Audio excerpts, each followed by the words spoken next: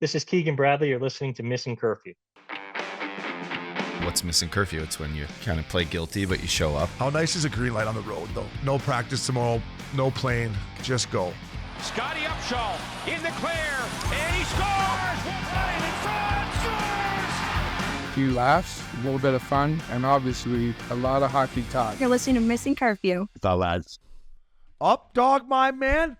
Fella Friday. Fella Fridays. Best day of the week. Got my fella fucking tarp on here. Look at Yeah, you do. I like that. I went with the OG Missin Curfew Bucky here. It's nice. I wore golfing yesterday. I played good. Fucking hitting the ball well. You tell you what. 2 doubles, though, but I shot 75. 2 doubles.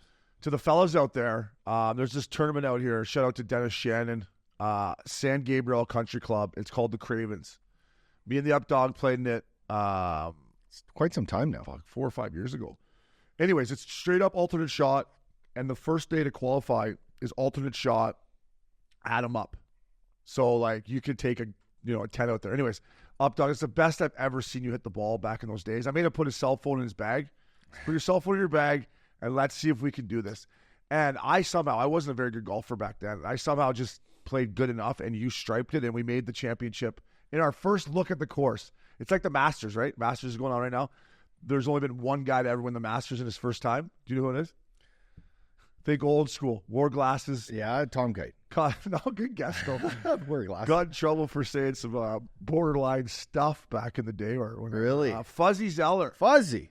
The only guy to ever play the course the first time. He sized it up and said, let's go. Let's go. Yeah. Let's go. So, Up Dog, me and you were the Fuzzy Zellers of San Gabriel. Never played a practice round. Never seen the course. Drove up in the rain in your vintage Alpina. It was raining on the That's why rain. we felt so good. But Yeah. you get the lazy boy seats. Yeah, but listen, we're going to play it again, and I love where my game's at. I really do. I've never been I'm going to pump my own tires here. It's our podcast. I've never hit the ball as good as I'm hitting it right now. Yeah. Wow, just feeling it. Just in time for spring, too. Yeah. Nice. The greens just got punched. There's a lot of rain, so there's nice and green. Still shit. Yeah, but they're coming. Are coming. Yeah, they're coming. Putted awful yesterday. Me too. You know what? I'm turned into that guy, too. I've turned into that, snobby country club guy. Been there, bud. Quality golf. Like, I hit the putt. Fucking greens. Nice greens. Totally. Just go track. What are we doing here? Yeah. They're like, ball. They got to punch the ball. I'm like, punch them. It's the stick's fault. It's trainer's fault. Yeah, exactly. I've just saw. Why haven't you scored in 25 games? Yeah, my skates are not sharp. Bad lineys. Yeah, bad lineys. I'm on the fourth line. How am I supposed to score? It's going posting out, not posting in. But yeah, so Jason Beach, our caddy, our buddy, more than a caddy, a friend.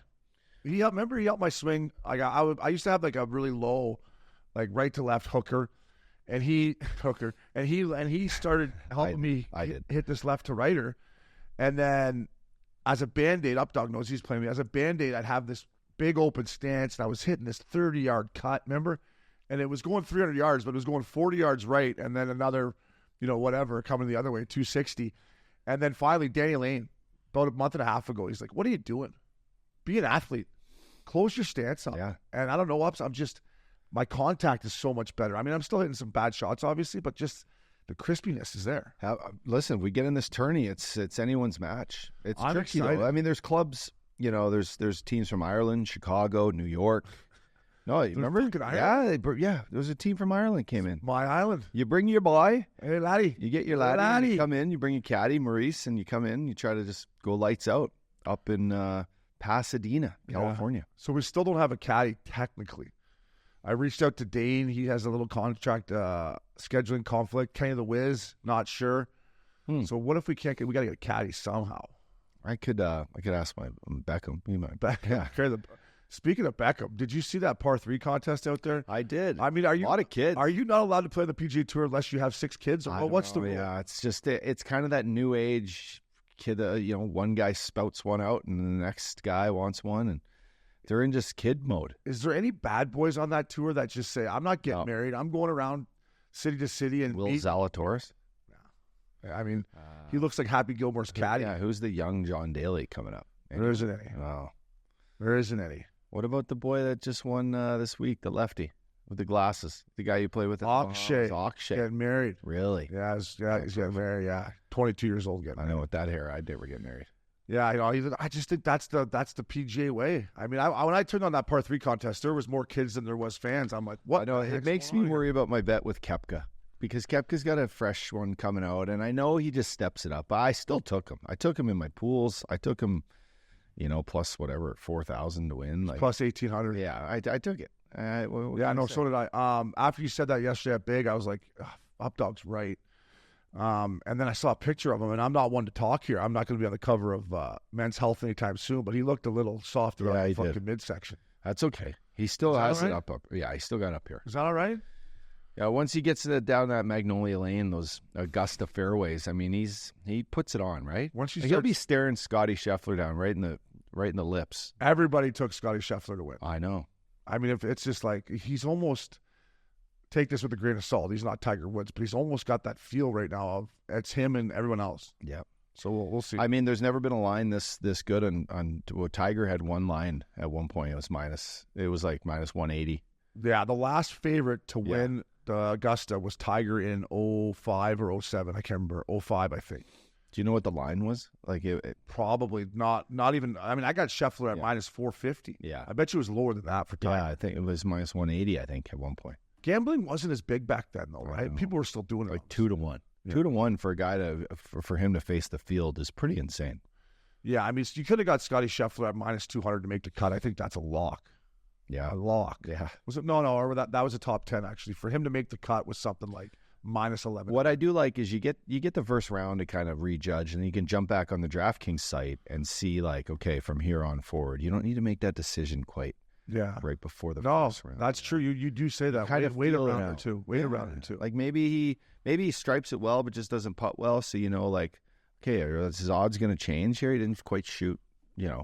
what he needed to. It's all about moving Saturday, right? It doesn't start till the back nine on Sunday, they say. I can't wait. Saturday, Sunday, the weather's supposed to be perfect in Augusta. I can't wait. I'm fired up. Speaking about fired up, Updog, UFC 300 is Saturday. I touched on it a little bit with you on our Wednesday show. But listen, this card is absolutely stacked. If you're a UFC fan, you were fired up. This is what Dana White does better than anyone, put cards together. The first fight of the night is Figueroa versus Garbrandt. That's two former champions. I mean, it is unbelievable. It's absolutely stacked. The celebs are going to be out.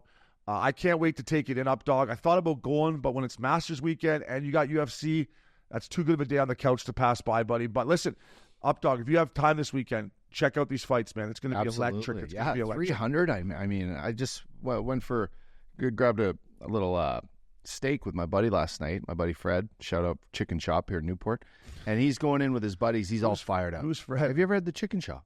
No, but that blowtorch looked like the torch they used to. Yeah, Remember when you had to curve your sticks back in the day? Totally. The wood, like This that. would have lit your stick right on fire. It would have melted the whole thing. That thing was It gets to like smoking. 1,000 degrees. This charcoal grill he's got in. Who's Fred? Fred's my boy there. Yeah, he's from he's an Aussie. He works there. He owns the place. Oh, so you were picking up dinner for the upshelf? Yeah, but he went in, he grabbed lamb chops and steaks from the grocery store next, and he's like, "We're not doing chicken. I'm going to do steaks tonight." And he fucking cooked it for me.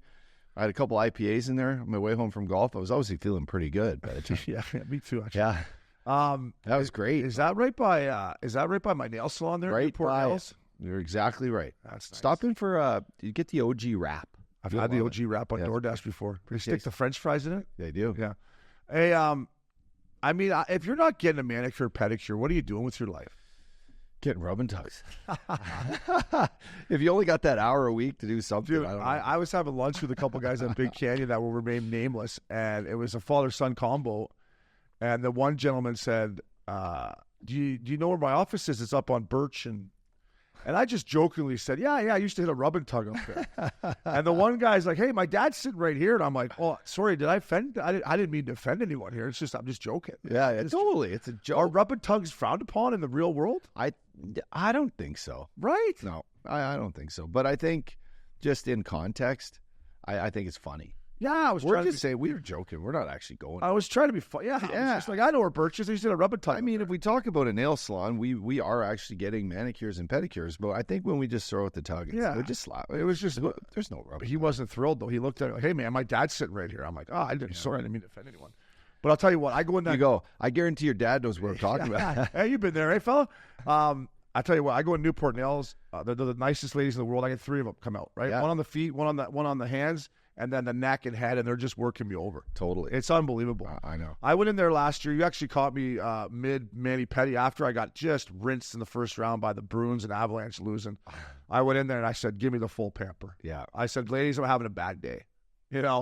Bring them out. You got hit by the first round of the Stanley Cup playoffs. Yeah, whoever's back there, bring them out because I need them. I need them up, dog. So. You're talking about the tug, right? I need the forehand. I need everything you got back there. UFC 300, check it out. Listen, Dave Portnoy, part of the DraftKings He's family. not stopping. Now. This guy is a machine. He bet 600 on UConn, which, by the way, I got to talk to Hall, like, on all these basketball. We're at a basketball studio here, and nobody knows that UConn's the best team by that much. Like, In the history of basketball someone ever. tell us. I know. That was I like, picked Michigan to win. you picked Wisconsin. Oh, yeah. didn't Same thing. you? Say it's Big Ten, hey? Same thing. Hey, It's just, I don't know shit about nothing. It's a swing state. Either one's a swing state. Yeah. We both Yeah, need them. we're We pulling- both we're need pulling them. for We it. need Yeah, them. we We need do. them. It's a swing state. But he won $2.7 million on UConn. Easy Portnoy on DraftKings. We want to be able to afford our salary here. Don't take down the whole fucking sports book. And then Big Cat won $150K on UConn. And Portnoy, Masters Week, he just put $300K on Scotty Scheffler He's to putting win his winnings to work. 1.6. I know. He's putting his winnings to work. That made me feel good, man. That made me feel good. Because I got Scheffler, too. Yeah. I wonder for tax reasons, if you just don't cash it out and you keep using it, do you have to pay taxes on that? It's a good It's question. above my pay grade, yeah. Like, I think until you cash out, so like he might as well just keep betting, Maybe. right? When you're up on your book, you just got to keep smashing it. And then if you lose in your Portnoy, that's a tax write-off, right? Because he's like, that's his promoting life. it. Yeah. Totally. Same with us, So it's a win. It's a win-win for him. right? We I don't can know. argue that. Yeah, we can argue that too, actually. Call the tax guy. Yeah, call the tax guy. Listen, though, Portnoy, he's a machine. I love everything they're doing up, dog. And that makes my bet feel a little bit better. Quickly here, NCAA Frozen 4 starts tonight. We're recording on a Thursday. Boston College versus Michigan. DU. Used to spend some time on DU campus back in the day against BU. Listen up, dog. This is great. Frozen 4. Get her done in mini. Listen. I'll be, hey, Bucci, I'll be listening, fella.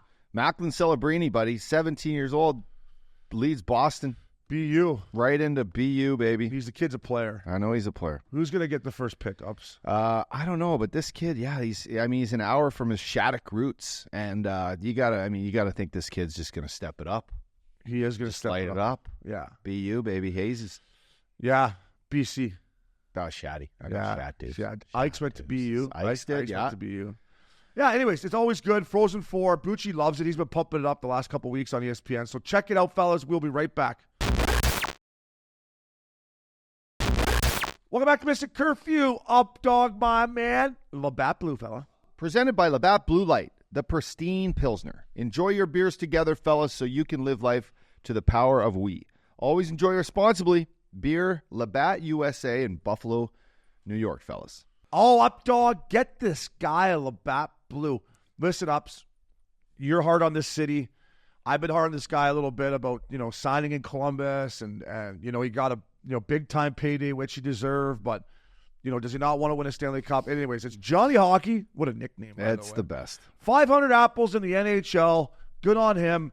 That's a lot of assists. Listen, this guy, he's a playmaker, man. I mean, I don't watch Columbus a whole lot. I have been betting against him pretty much the last month, so I have watched him a little bit more. Still exciting when he gets the puck. When he gets the puck in his hands to a neutral zone, he's as good as anybody. So Johnny Hockey, get yourself a Labatt Blue fella for 500 apples. And then my former teammate, Stammer the Hammer Stamkos. Stammer, what a goal he scored the other night. Speaking of Columbus, that one-timer, what a pass by Kucherov, first of all. And Stammer goes down the shaft. It's always nice to go down the shaft, eh? Ups. Is it ever? You go down the Right to the tip. right to the tip, down the shaft, and he fucking puts this short side spink dink on Columbus's goalie, who I've never even heard who he is. He's playing pretty good. But listen, 19 power play goals he's got. He's got power play goals in 6 or 7 straight games. He's a UFA up dog. He has to stay in that position. With Kucherov under contract, Julian Breesbrook, Coop, you have to find a way to keep Stammer there because the way Cooch can hit that seam, and Stammer's got the best one-timer there besides maybe a guy we're going to talk about next. But Stammer, get yourself a Labatt Blue, and Lightning, get Stammer signed. Pay the man. Pay the man his money. Alex Ovechkin, I mean, it seems like every time we're giving this guy a Labatt blue light. 18 30-goal seasons, only once in his career, big fella, has he not hit it, and that was 24 goals during a half season, so you can give it to him. Yeah, I would. 852 career goals now, and only 42 behind the great one, our boy Wayne Gretzky. I mean, it's absolutely thumping. What he's doing is not surprising, but the fact that his body is still going at this age, it's going good. I mean, him and Sid the Bubway, Kid, I mean, bud. they don't slow down. Bubway. Fucking Bubway. Bubway, the Coke and a bag of dill By the pickle. way, if you're Subway, and like you remember Happy Gilmore when he was trying to get the last money to get Grandma's house back? Foot longs. Cold cut combo. I eat 3 every day to stay big and strong. Why Subway isn't reach out to Ovi here and do a commercial? By the way, I want in if this happens. This is me and Uppy get a commission of this, but Ovechkin should be doing Subway commercials next year into chasing down the great one. When I saw he had 42, I was like, he can do it next year. I know. Yeah, he can. And he's talked about he will because the end is in sight. Yeah. The finish line is right there. And it's all about his body, fella. So how about the next by guy? the way, another big win. Sorry, before we move on. They go in and beat the Detroit Red Wings in Detroit. Big win. Listen, that's a big win. Charlie Lindgren, their goalie, Chucky, they call him. Chuck. Ovi's interview at the other game was awesome. He's like, Chucky played unbelievable. Chucky Norris. And that's one thing. The Red Wings aren't ready to be a playoff team when you can't lose that game at home. But the Caps, man, greasy team. Ovi, led by the greaseball himself, John Alexander Carlson. Ovechkin. And by the way, Ovi's the only guy ever for 18 30-goal seasons. That's insane, yeah. Crazy, man. It's just get a Labatt blue. Get a Labatt blue light. How about Nathan McKinnon, fella? You watched this game the other night. I mean, he was on a tear. My neck's still sore from watching it. So is that poor bastard he skated by for the last 3 Middleton. I love Middleton. I love him, but take your skates off. Was he? And listen, I don't know why he didn't. I would have two-handed Nate or hooked him or tripped him. I wouldn't have let him just. He knew he was on the highlight reel. I wouldn't have just do something good. I wouldn't have just gave him a ticket on the way by and opened the fucking toll for him. Flyers. He was fucking Flyers. He was flying though, up dog. He was flying. He was sure. So 50 goals for the first time. Congrats, Mac Daddy. 51 goals, 86 assists, 137 points. That was his 7th career hat trick against the Wild. And in absolute fashion, he scored goals that made the game of hockey look like mini golf. It's crazy, man. So I watched the game before because I took Tampa minus 330 over Columbus, and they got down 2-0 or 2-1, and they looked like complete dog shit. And then they came out in the second, third, and just turned it up a notch. Cooch has 3 points. Yeah. I'm thinking he's like 8 ahead of McKinnon now. I'm thinking, this race could be over. No. Nate must have been watching. He comes out, puts up 4. Could have had 10. Could have had 10. I've never seen a guy buzz like, obviously McDavid, but the way Nate played the other night against Minnesota was something that I never even seen. Yeah, no one's in his way, right? No. His power is there. He's coming back and circling and getting speed. I mean, imagine that force, like having that in your quads and your ass and your hammies, like just to be able to explode like that. Well, I know. Insane. He doesn't get tired. Dennis Shannon was talking about Nathan McKinnon. He's like, well, who's that guy you brought? I'm like, Nathan McKinnon. He's going to win the MVP. He's like, man, I'm like, when Nate shook my hand that day, I was like, easy, fella. Bulldog. Yeah, I just got out of the pool. Don't kink my neck here. Excuse me. Like how strong he is. He's a pit bull. Yeah.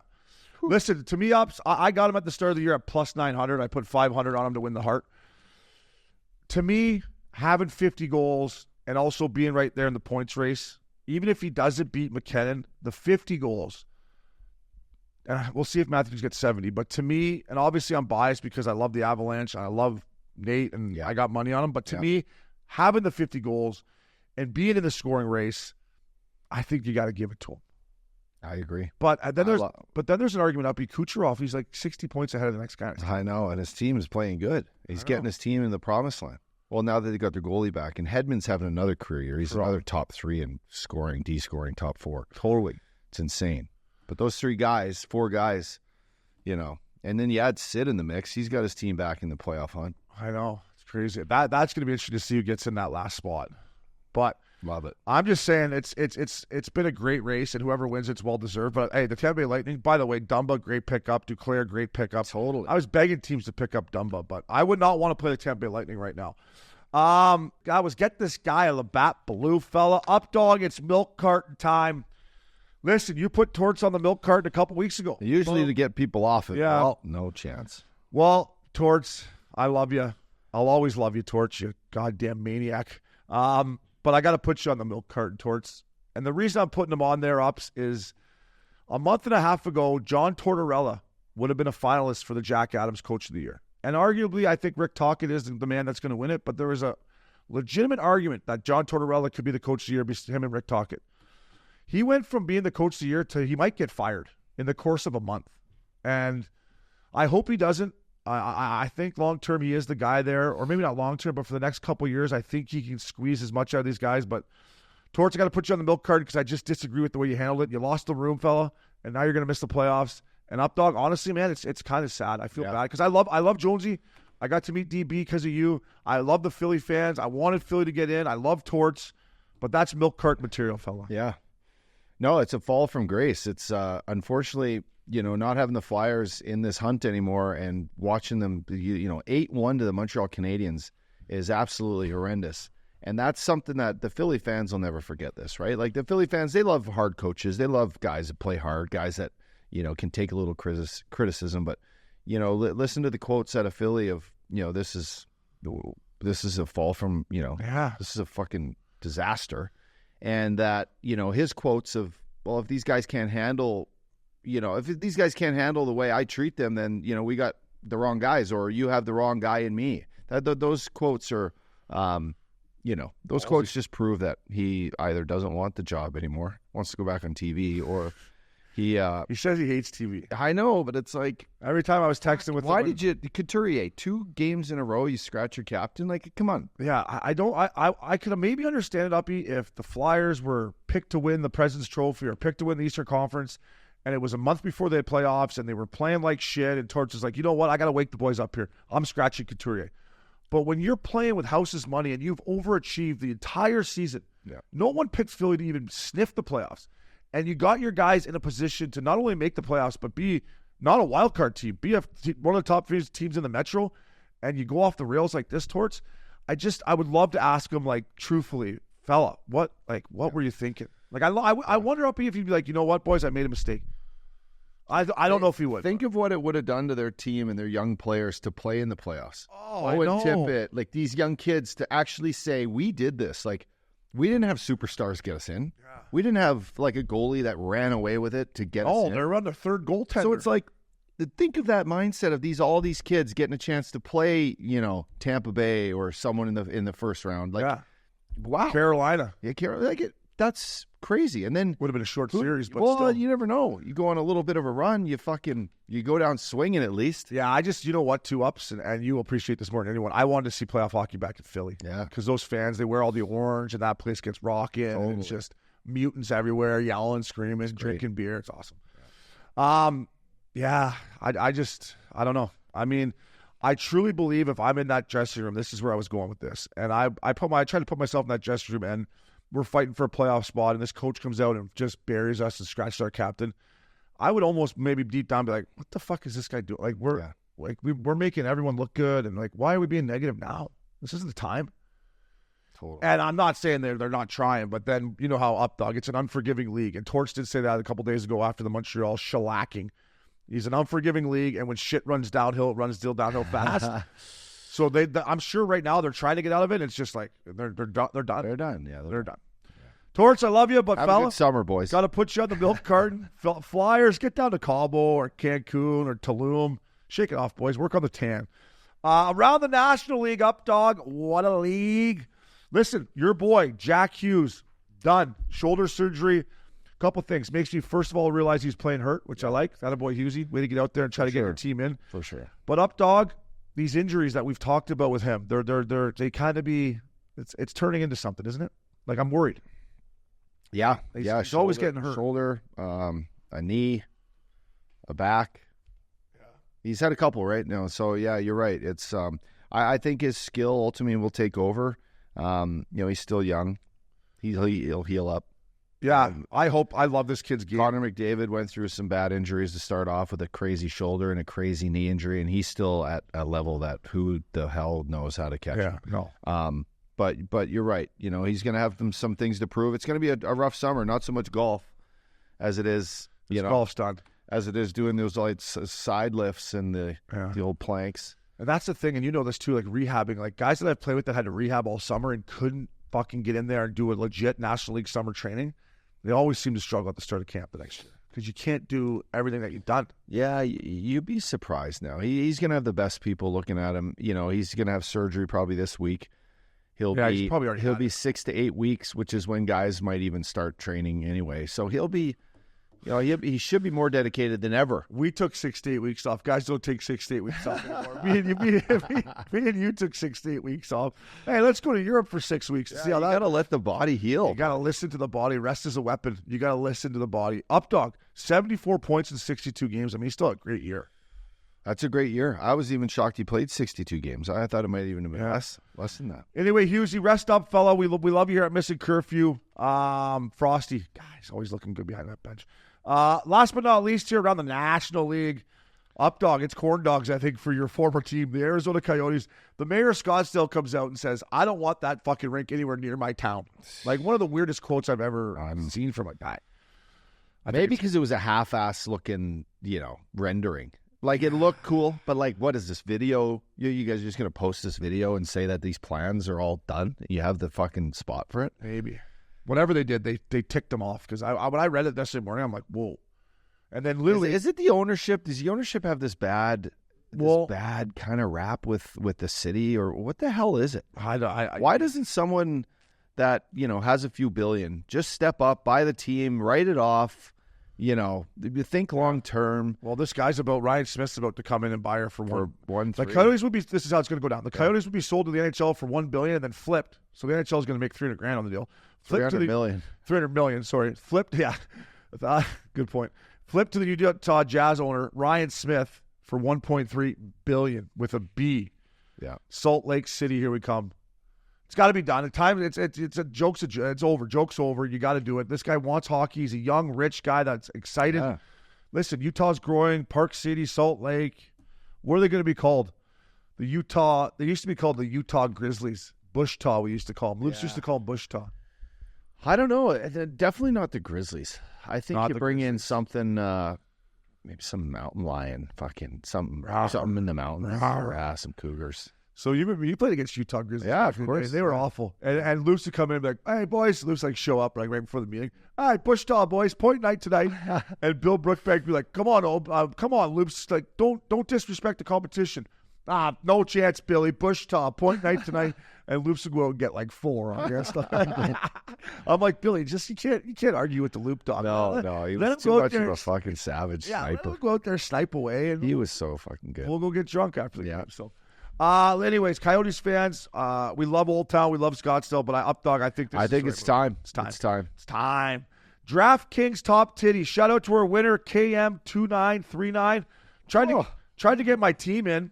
Can't play in the state of Nevada. Didn't know that. I had a real good team. I had McDavid. I had a good squad. Anyways, he wins with 149 points. Hit us up. Buttery tea in a hat. The captain, Brento, 86. Princey, 54. Man, these guys that win this top titty, it's impressive. They just dominate me. Yeah. Dominate me. So get in there. And last but not least, Updog, it's the DraftKings lock of the night, fella. Stay tuned because you'll hear more about DraftKings and all it has to offer throughout the show. DraftKings, the crown is yours. Fella. Updog, your fucking Blues. I took this bet. They cost me. We were tied going in, 13 wins each. 12. They bet me over. At least they won last night for me, but they bent me over. I hammered them in this game and they lost.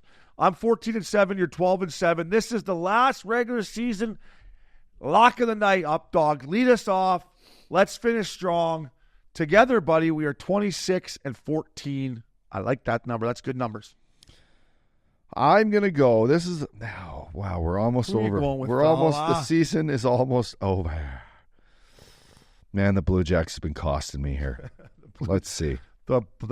They hear what you say about them. They know. They got a picture of you in their dressing room as they use it as a dart. They use it as a dartboard.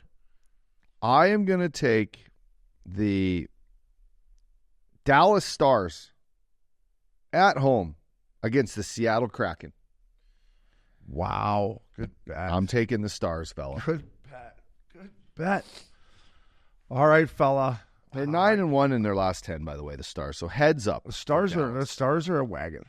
An absolute wagon.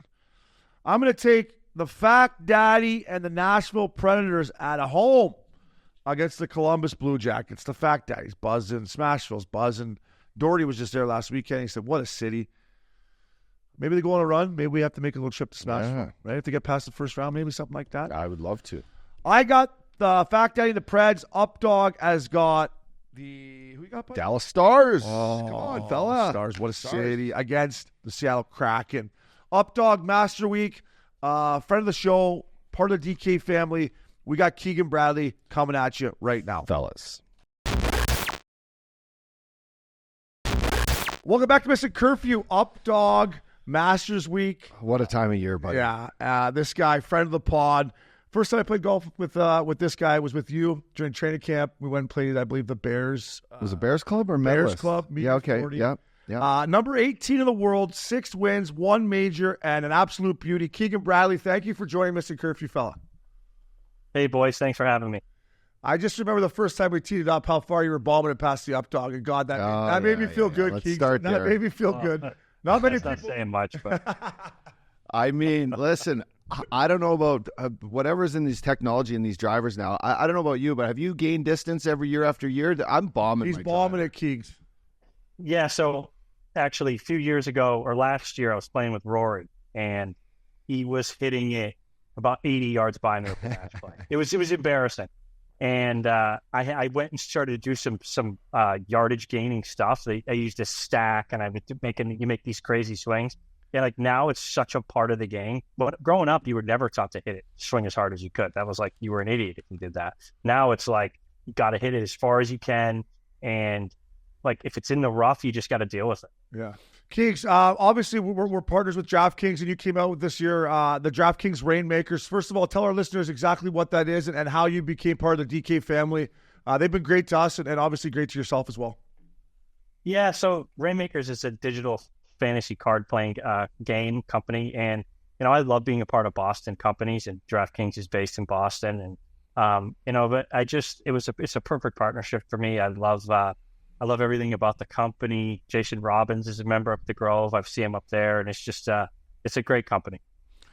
The Grove, Updog. The Updog got me out of a nice the touch. Grove for the first time. Too. Well, it was more Wayne, but have you seen it? Have you seen Coach 99? Have you seen the great one there? He's bellied up in that breakfast place every time you come in there, I'm sure. One thing about the Grove is you're become immune to certain things up there.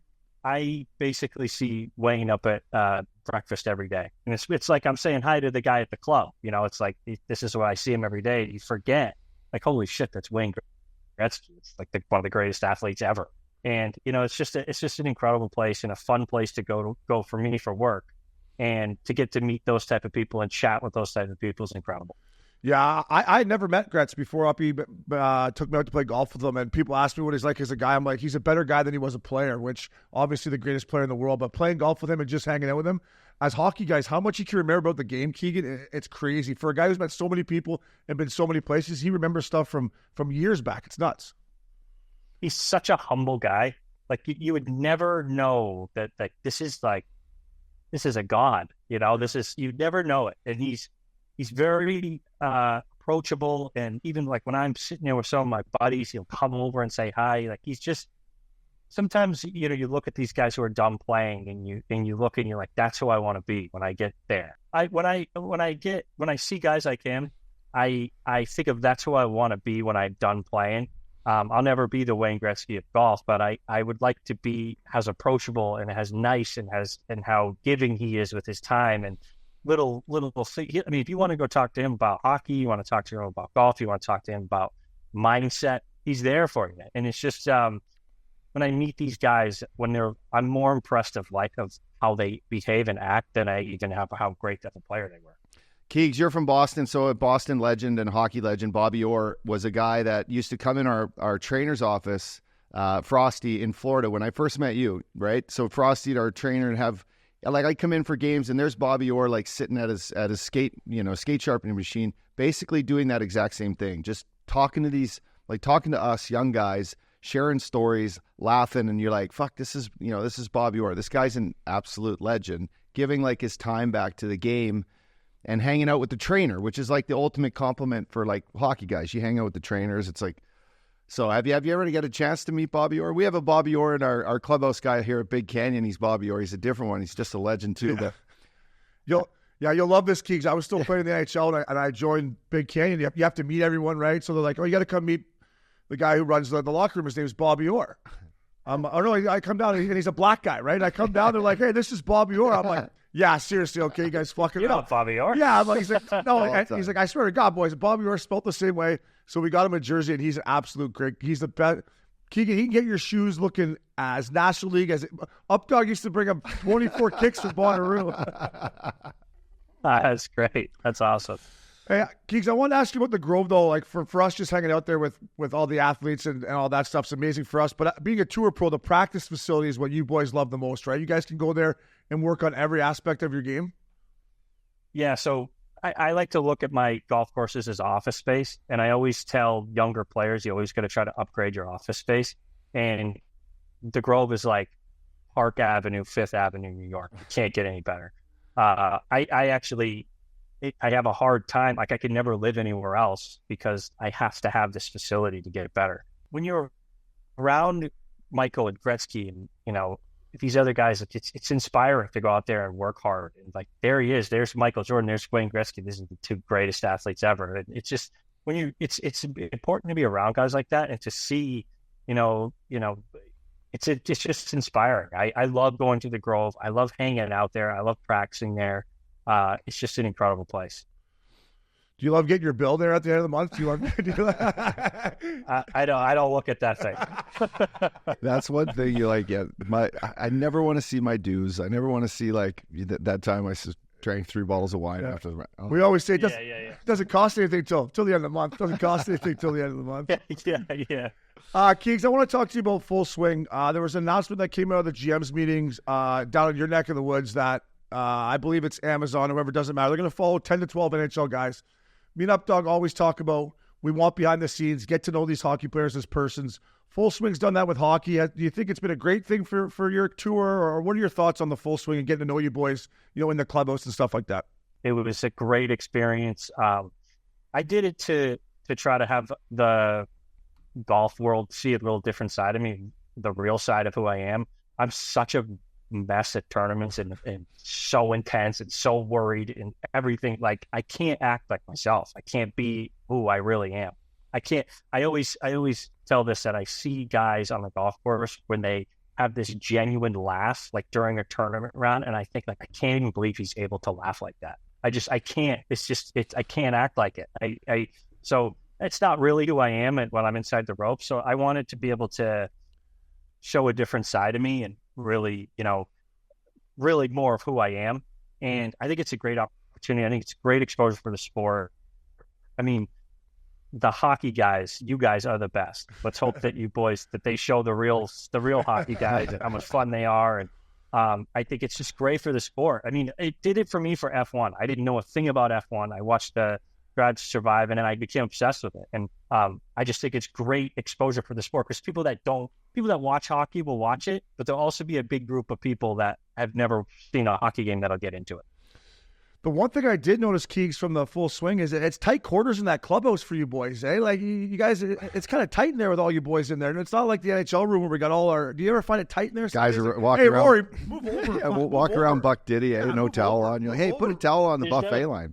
The hockey atmosphere is not the golf locker room atmosphere. It's a much different scene. Everyone's got their eyes up, clothes on. There's none of that. But I think it's cool to see, like, guys around their families. I think it's cool to see, what it's like when you miss the cut, or like you're always seeing guys on TV, man, and like we get to kick the shit kicked out of us, a lot. And, I just had a tough stretch of golf. I didn't play my best. And I kept telling myself, like, no one's coming. Like, there's no one to pass the ball to. There is no one coming here to bail you out. Like, you can sit here and piss and moan and be pissed and get upset. But, like, no one's coming, dude. Like, you're it. You have to turn. I'm envious of the team atmosphere, because it would be nice to lean on a teammate, or, maybe if not having a good night, play a different role on the team. but like we're always the star player. Yeah, the one thing I noticed too, Keegs, is they just had the whole classic out here with the Champions Tour, and the old legend John Daly was out there, and I just couldn't happen to think about how far the games come from when Big John played, but how much time you guys spend in the fitness center, right? Pre-round, post-round, like you guys. I hate when sometimes I got in an argument with this one guy, a member, guest, or whatever. Golf's not a sport. I almost took him in the parking lot, Keegan. But I mean, you guys, how much work you guys put in on a daily basis, kind of showed me how dedicated you guys are. Obviously. Yeah, I mean it's nonstop because we play in all different services, all different parts of the world. We play in weather. We have long weeks. We have long days, hot, cold. So we have to be ready to go. I got to be ready to go out there and beat these guys. You know what I mean? Like this isn't a joke for me or we're not out there friends. Like there are some guys that are close. I don't really have that. I look at more as a job. And we have to put ourselves in the best position, especially me. I'm 37 years old. These young guys are coming out. They're right out of college and they're mean and they're ready to win. You got to bring out that Boston in you. Yeah. Because they don't have that. I always do, man. You have that intensity. Yeah, he has that intensity. All these little pukes. He has that intensity. Yeah. Yeah, Keeks, I wanted to ask you from this is my personal experience from golf. You know, I've suspended myself from member guests and member members. Like I can't play 3 days in a row, Keeks. The body doesn't allow me to, and maybe my off-course activities catch up to me. But how often in the course of 4 rounds do you feel good? Like, I mean, playing golf when your back's sore or I had a little golfer's elbow. Like, how often do you feel good in the course of a week? I've been lucky to be really healthy in my career, knock on wood. There's some days where I wake up and because we play, some days I'm playing at 7, some days I'm playing at 3. Like some days I wake up, I'm tired. Like I did whenever. So when we have late early tee times for the Thursday, Friday, you're done at 7 p.m. You got to get treatment. You got to eat dinner. You got to, and our buddy Steely used to always tell me this, you got to calm down. Like your brain, you're doing your sport and your brain's activated, but you're also doing math all day. You're doing we got 126 to the front. We got 13 on, winds out of the right. It's playing 14 more. So you're constantly doing this math and you're, I tell my wife, she knows after the rounds, sometimes I can't even communicate. Like my brain, I'm fried. So you have to calm down, and then we're teeing off. I'm teeing off again at 7:12 the next day, so I'm up at 4. So there's a quick turnaround on there, and so you're laying in bed I gotta go to sleep, and you can't. So then I wake up the next day, I'm a little tired, or I don't feel as fresh. And so those are the days I always tell myself, those are the days that you make your money. Those are the days it's why you're a pro. You got to grind this out. And you don't always feel good. There's some days where I get to the course where I'm warming up and I just feel like I got a little extra bounce in my step. Yeah. And I've had days like that and it works. And I go out and shoot 5, 6, 7 under, and some days it doesn't. But there are days where you feel better than others. Is there something, Keegs, that you tune into over the course of your career when you're really in those hot stretches, or you look back on some of the highlights you've had of wow, I remember feeling like this, or I imagine listening to this, this album going into the day while I'm practicing. Is there something that you try to go back to when things kind of slide that has really worked, or maybe, it's calling someone, or is there anything that works for you? Yeah. I mean, I listen to a lot of Boston sports radio. That's what, if I have my headphones in at a tournament, people think I'm listening to music. I'm listening to Belger and Maz, these local, I'm getting the local Bruins updates. Jim Montgomery just screamed at the team that a couple nights ago, I heard, blah, blah, blah. And I that sort of stuff that calms me down. I feel like I can't listen. If I start listening to Rage Against the Machine before the round, I'll start whacking people. I'll be hitting balls out of bounds. I'll be yelling and screaming. So I have to, this is the other thing about golf that I hate and that I envy about your sport and other sports. You can't try harder. You can't, this guy's a gritty player. He's, he gets in the corners, he's not afraid to fight or take a hit, or he just tries harder. In golf, the whole thing is not trying hard. When you push is when you play terrible. Yeah. So I have to let the game come to me, and that's the hardest part about golf for me. Yeah, when I'm really slashing out there, I'll go to my partner. I'll be like, believe me, I'm actually trying. The sad part is I'm trying. I'm actually trying here, buddy. Yeah. Hang with me. And if this guy keeps birdieing holes, I'm going to just cross-check him. And then the other thing I hate is my partner's like, lots of golf left, also. I'm like, yeah, that's what I'm afraid of. That's yeah, totally. That's what I'm afraid of. But Keegs, I was lucky enough, shout out to my boy Billy Quinn. I got to go down to the Hero World Challenge, and you were playing in the field, and got to spend some time with you at the dinner and see it, which was great. But first of all, how cool of a tournament for you boys in the off-season to come down there that Tiger puts on. No real fans. You just out there kind of hanging out. That's got to be a pretty special week and a good off-season event for you boys, huh? Yeah, so playing in the Hero Challenge is an accomplishment. Like you've done something well because it's such a hard tournament to get in. And you're there. It's almost a celebration of your year. Is just, some days you'll look around and there's 15 guys in the field and you're like, okay, like I'm one of the 15 best players in the world to be here, just to be in the field.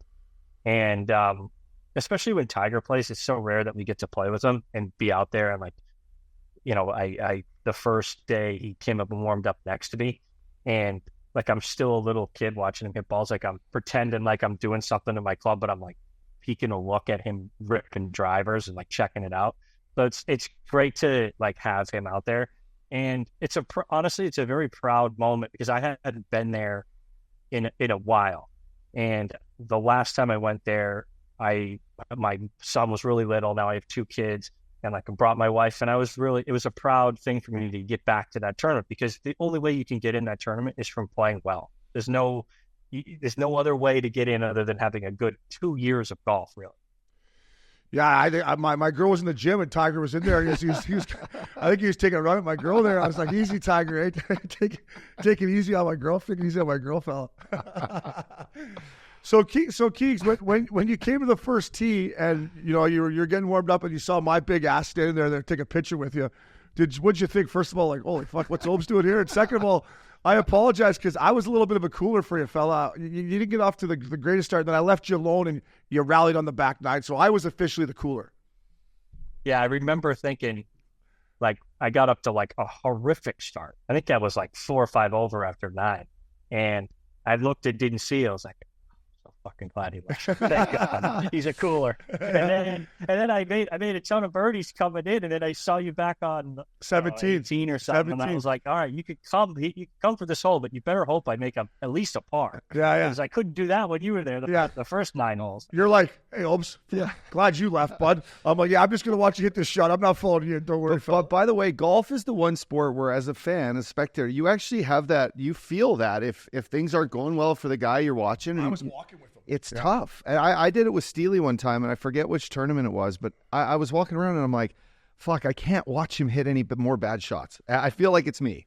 And when it's hockey, you're at the game, and there's one baseball game that stands out where I went and watched my buddy pitch. Matt Harvey, and at the Angel Stadium. And in the first inning, he just got rocked. And I'm like, boys, this is not good. We should just I was with you.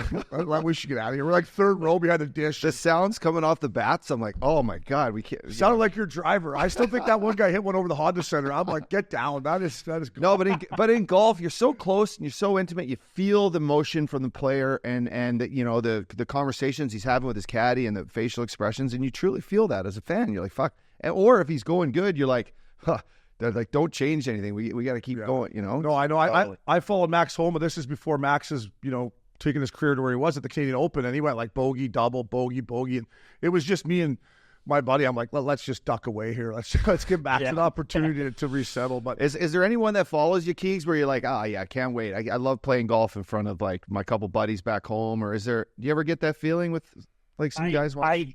I don't really. I do love playing with like Rory and Tiger and Phil. Like I'll get excited like whenever I have a big pairing. I like playing in front of them. Not that they are watching anything that I'm doing or care what I'm doing, but I enjoy that sort of atmosphere. I really enjoy those big pairings and that big atmosphere. Like I just love it. The first time I ever played with Tiger was at the Players, and I got to the first tee, and you get a text message with your tee time of like the next day, and I copied it and sent it to all my buddies that I went to St. John's with, and they were like, holy shit. you've come a long ways. And so when I get to the tee and it was Sunday and he's got his red and black on, Oh man! and there's this video of Allen Iverson talking about MJ when he looked at him and he goes, "It's the first time I looked at somebody and they didn't look real." Same thing with Tiger. It was like he looked like a video game. You know, he had the gear on. You know what I mean? And it was like, this is like I was another proud moment in my life to go out there with him. And I love playing with Tiger because he's actually really chatty. He'll chat with you, and it was just a great day. None of us were going to win that day. It was the players, so it was like an enjoyable day, and it was awesome. Keegs, I want to ask you, no wasted management for you this year. By the way, you picked a good year to sit out because it was cold, rainy, and shitty, and people were more drunk than ever. But why did you decide to take it off this year? Because it was a staple of your schedule, right? Now with the elevated events, I didn't normally play Pebble. I'd skip Pebble and play Phoenix. So for us, when we skip a tournament, it's either because we don't like the course or it doesn't fit in the schedule. And that was, for me, I was really bummed to not play, to be honest. I love going to Phoenix, but man, I heard some stories. Because it's been wild forever, but I heard this was like really, like almost scary. Yeah, the cold weather brought out the bad side of people. It was just like wet and sloppy, and people were falling all over the place. It wasn't the usual, like, nice dresses. Yeah. They get a suntan, have cold beers because it's so hot. Thank God for the DraftKings new sportsbook they built there, because we would have been stuck outside. We were inside just watching TV and feeling good, but it was mayhem. It was mayhem. Never again. It was mayhem. You took a good year off. It was a good idea. I tell people all the time, like, if you're gonna go to the Phoenix Open, and I'm like, it's crazy, and they're like, yeah, I heard that. I'm like, you don't get it. It is wild, like wild. Like that tournament is really, like, it used to be just like 16, 17, 18 were wild, and then like they added that little area to 12, and then now the front's wild. It's like the whole course is crazy now. Yeah, it's a gong show. But Keegs, Masters coming up here, Masters week for you. First of all, just from a personal, what do you remember from your first Masters? And I just hear you guys talk about driving down Magnolia Lane. Like, what was it for the first time, and how is it every year when you go back there and have the opportunity to play, in my opinion, the best tournament? Yeah. So again, when you get that Masters invite before the new year, that's a big thing. Like it's all handwritten. It's spectacular. The first time I didn't ever go to the Masters or Augusta or play Augusta until I was in the tournament. And the first time I went and played with my dad. And we went and was before the tournament. It was just unreal. And then now you go play the tournament, and I get to do the par 3 with my family, and it's just so amazing. Like it's really such a fun event because, again, at the Masters, you're so stressed out. Like people don't realize, like, even in the practice, even leading up, you're getting your equipment tuned in. You're working on a shot, or you've been hitting like this really terrible shot off 11. And, like, you're stressed. Like, at least I am. Maybe these other guys aren't. And then you get this like pressure reliever on Wednesday with the par 3, and it's really, really great. But you could win the Masters and be going to the rest of your life. And when I tee it up on Thursday, I always just take a second and just envision myself walking up 18, winning a Masters, and what that would be like. Because it's there. That's what's with golf. Like, if you have a tee time, like, you can do it. It's up to you every week. Like, doesn't matter if you're Scotty Scheffler or you're the last amateur in the field. Like, you got a tee time, and you can win this tournament. And I've gotten to the point now where I can go there and play the tournament. There's no more like, oh, this is Augusta and I'm like intimidated, or I got to go do this, and this. Like, I'm going there to win the tournament now and play and practice to get ready. I'm not worried about showing people this, showing people that. And, I'm excited. It's a tough place to play, though. It's just hard. I think it's the hardest course in the world. There's no rough. So if they just put like kind of some rough, you 10 over par over in the tournament. Yeah. It's the hardest course in the world. You kind of teed me up for my question there. Well, what do you love about Augusta? And I guess what makes it the hardest thing? Like, you hit your ball pretty high, so that would set up well for you. But what things are you excited about? Other things that you've kind of learned, maybe your lessons over the year about Augusta. Don't miss it on the short side, eh? Don't miss it on the short side. Yeah.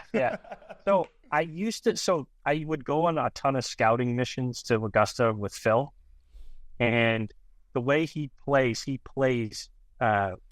he would always show me where you can't miss it on these holes. So left a 1 at Augusta is completely dead. Like you can barely get it on the green. And for so many years, I was playing the course where I didn't want to hit it. And it's not really normally how I play. My favorite part of Augusta is when you walk that so you play 10 and you hit your second shot on 11 and you walk up over that hill and you look down at 11 and 12 and it looks fake every time. Yeah. And you're just like, it's like you're in the place where you grew up dreaming of playing. And I just love like the sounds at Augusta, like the roars through the pines, and everything about it. And what the hardest thing about Augusta for me is the wind. It's you're down in these like weird like canals, and the wind like on 12, like it swirls, and it makes for it to be really difficult. It's the smells too, right? The like spring air with the flowers and the trees. It has like this distinct smell. Get the allergy medicine in here. No, but I'm sure you, and I was a visualizer when I played hockey. Like so I have vivid dreams about like either winning or just being in those moments again. And I'm sure like, you know, the smells and the sounds like is something that you kind of like tune back to, right? When you're leading up to like the weekend and you're kind of getting fired up, you're like, you know, your body probably goes back to those moments of, you know, I will hear those roars, and then like hopefully they're for me. Like, and I don't know, are you a visualizer like that, like leading up to stuff? Yeah, I am. I like I said, I always take that second, like either when I'm driving down Magnolia Lane or, you know, I'm walking up 18 at Fracton, and I just like take a second and just put myself on Sunday with like a 3-shot lead, making that iconic walk up. I just think like in this golf, you never know. Like you never know when it's your turn. You're never, the saying is like, you're never as far away as you think you are, and you're never as good as you think you are. Like this, it's right there. But Augusta is such a magical place, and we talk about the smells, like the locker room and the player dining has this like distinct smell.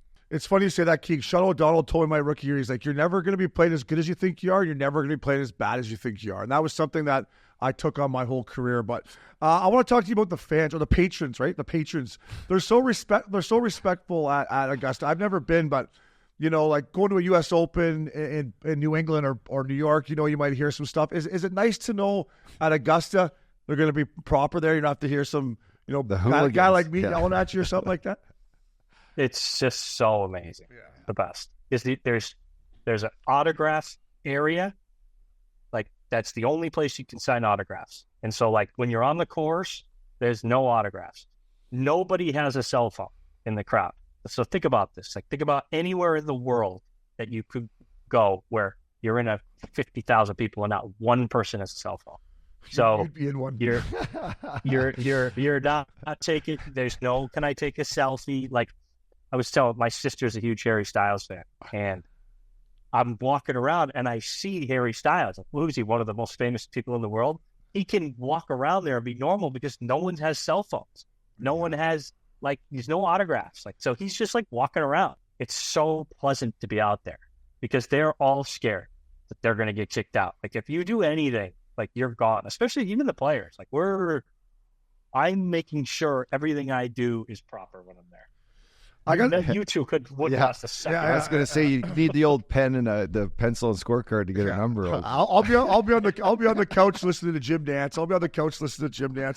Hey, Keeks, I want to ask you about your beauty caddy, Scott Vale. Good Ontario lad. Does he look forward to throwing that jumpsuit on? You think, or what? Or is he fired up again? It's got to be a little chafy there come fucking Saturday and Sunday. Fun fact about Scotty: he went to high school with Sean Thornton. That's right. You told me that. Can you believe that? Yeah. They're a year apart. Like they grew up in the same like tiny little town in Oshawa, Canada. Bizarre, but yeah, he's a hardcore Canadian. Yeah. He loves the Toronto Maple Leafs. He's honestly one of the greatest caddies. Like he's just unreal. I've been so lucky in my career to have amazing caddies. All of them that I've had. I've only had a few, but Scott. A good caddy. What Scotty does best is when I'm in contention, like I personally think we're as good of or the best team out there. Like we have it's the first time I've had a caddy that we've been like kind of closer friends. And like, I love being out there with Scotty. He keeps me loose. And he's just an incredible caddy. Yeah, I was lucky enough to talk to him a little bit there when you're playing the hero, and he's just a good Canadian lad. You can tell he's from the dirty schwa. He's a great guy. Keeks, lastly here, buddy, we don't need to get into last year's Ryder Cup. Me and Updog, we both thought you should have been on that team. But President's Cup year, do you get quite as jacked up for that? Does that mean something to you? Obviously it does, but is that something on your radar as well? Because, hey, Montreal's a great city, fellow. We're the core at Royal Montreal. It's a beautiful city. Yeah, I grew up in Vermont too, so it's a close. Montreal was always like, that's where you'd go. When you get to 18, you'd zip over the border there to Montreal. But you get just as excited for the President's Cup. This past year took a lot out of me with the Ryder Cup and what happened, and watching it on full sway. So I'm trying I know I'm not as like obsessed as I was. I mean, I want to make the team more than anything. Yeah, that's obvious. Every player in the world wants to do it. I can't put myself through that again. I'm going to play my hardest. I always do. I'm going to try to beat all these guys, get on that team. But I can't go through that roller coaster again. Yeah. I mean, we were after that. After I got the call from Zach that we weren't on the team, like it was shocking what it took out of us. Like, honestly, I've never seen my wife is a very like she doesn't, if I win or lose, there's no real difference. She was really bummed out. And it was just like, I put so much into it and I can't do it again. You know, like the only way to make the team is to play really well. I want to play really well every week, no matter if there's a President's Cup or a Ryder Cup. So that's sort of my outlook now. Yeah. And for everyone that watched that, everyone I think agrees you should have been on that team. So it sucked watching it for you. But Keeks, thank you so much for taking the time, buddy. Go get him at Augusta. We'll be pulling for you like always here at Missin Curfew. You've been great to us, buddy. Keep the head down. Low and slow, fella. Hey, low and slow.